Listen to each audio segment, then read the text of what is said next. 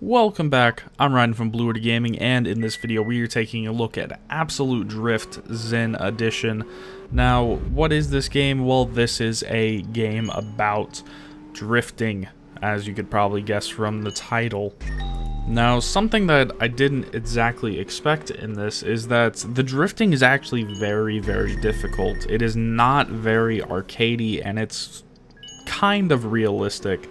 As realistic as I've seen, I haven't actually been in a car that's done drifting. I've only seen it on TV and like professional events and in movies. So this is about as realistic as I've seen from like different competitions and such, and it is very, very difficult, and I can't understate that enough. You will take at least an hour or two before you are at least somewhat of a competent driver in this game.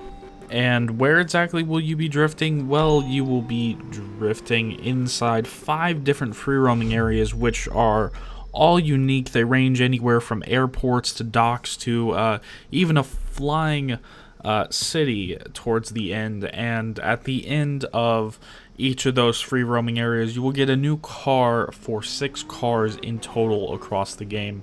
And in each, well, in all of those 5 free roaming areas together, you will go to 34 different tracks, which range across 3 different game modes. Regular drifting, where you go around laps on a track. Driftcana, where you're set in this open space and you're just trying to get as many points as possible. And mountain drifting, which is like the circuit drifting earlier, but you only do 1 lap, and it's more organic of the street layout for mountain drifting than anything else. And before the Zen edition of this game came out, pretty much all you really did was you went through each of these 34 levels and you tried to get the best score. That was pretty much the only real driving force to play any of these levels. Although to open up the next free roaming area from the last, you have to do a set of 20 different little different challenges that you have to do, like drifting inside of a specific item, or doing donuts around something, and picking up hidden objects. Yeah, besides that, it was just getting the highest score. But in Zen Edition, they changed that up a little bit.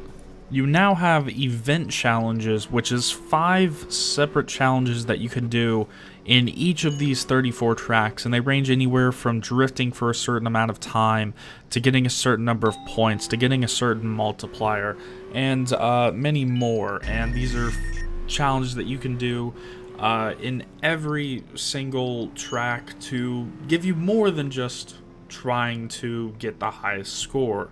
Another thing that was added in Zen Edition was 5 midnight events, one on each of the areas, and these are night-themed tracks designed to challenge even the more experienced Absolute Drift players, which, with how difficult this game is, that's very, very difficult. I've only completed 2 of these so far, and I didn't even finish all of the event challenges in those 2. Now let's move on to talking about the camera and the controls of the game. As you can see, the camera is in an isometric view, and you're not really changing that. It's not going to change whatsoever. It does sometimes change what direction it's going or how fast it's going, depending on what you're doing in your car, but it's always going to be in this view, and there's nothing that you can do to change that.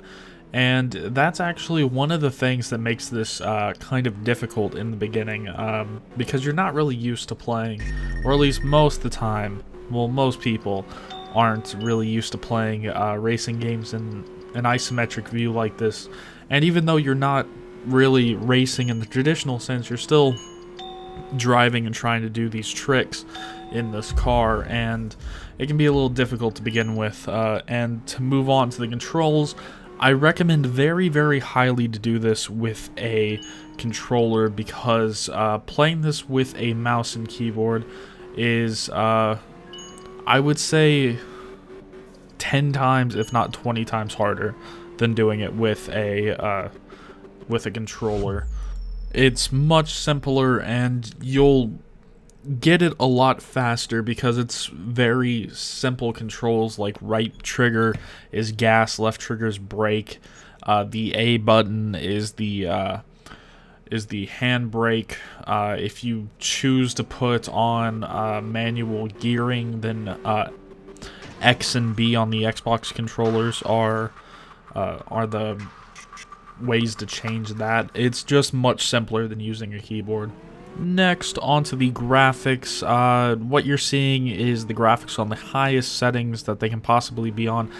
Sadly, you can't really change it all that much, although the camera's far enough away from everything where the detail, with there being so little, is actually kind of a plus, because if there was a whole lot of detail, then it might be a little muddled by the way that just the way that the game looks. It gets much better with it being so simplistic.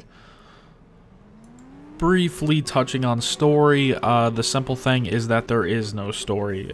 You're just put into this world, straight into the tutorial, and you're off to the races, pretty much. There is absolutely no story. It's just get the highest score.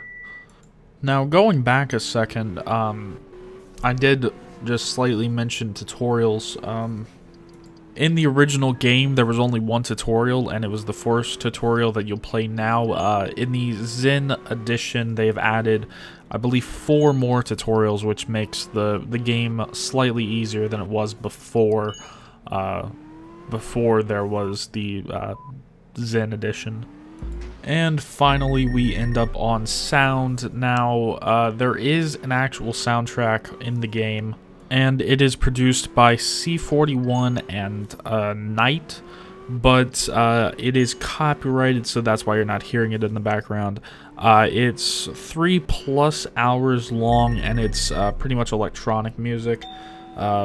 I believe almost all of it, if not all of it, is electronic music. So you won't really hear the same thing over and over again for a while, but yes, you will eventually hear something over again, although it is quite a long soundtrack compared to other video game soundtracks. And now on to my personal thoughts on it. This is actually, I didn't know if I was going to actually like it.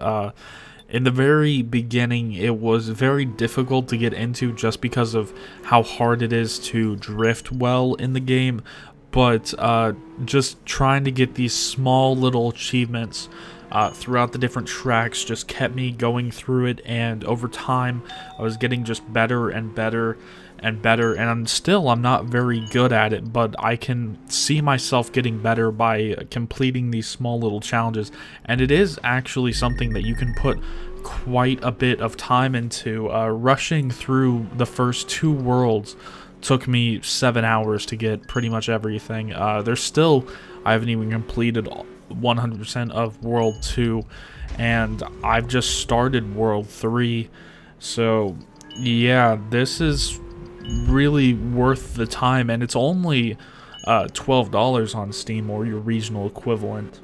So now I would actually say, yeah, this is worth getting if you like what you're seeing in the background and you liked what I've said so far, which is kind of surprising because before Zen Edition came out for Absolute Drift, I would have said to completely stay away from this game because it was just a score attack game. But now with these small little objectives and all the things that they've added in Zen Edition, this game is actually now worth it. And if you really need to, you can wait on for a sale. The last sale that this had, when it got the Zen Edition upgrade, that was back on August 16th of this year. It went down to $5, so if it goes down on a sale again, I would expect it to go down near the $5 mark, and if it's on sale, there's really no reason not to at least try it. And that's going to be it for this video. In the next video, it won't be another review. It should be the one-ticket deck tech. I know that I've been pushing that back quite a bit, but I finally have the deck finished and it's finally working. And so that should be the next video, and then after that will be either some more Commander games, or it will be the new Deus Ex game coming out. So that's going to be it for this video. Remember, I'm Ryan from Blue Gaming, and as always, I'll see you guys in the next one.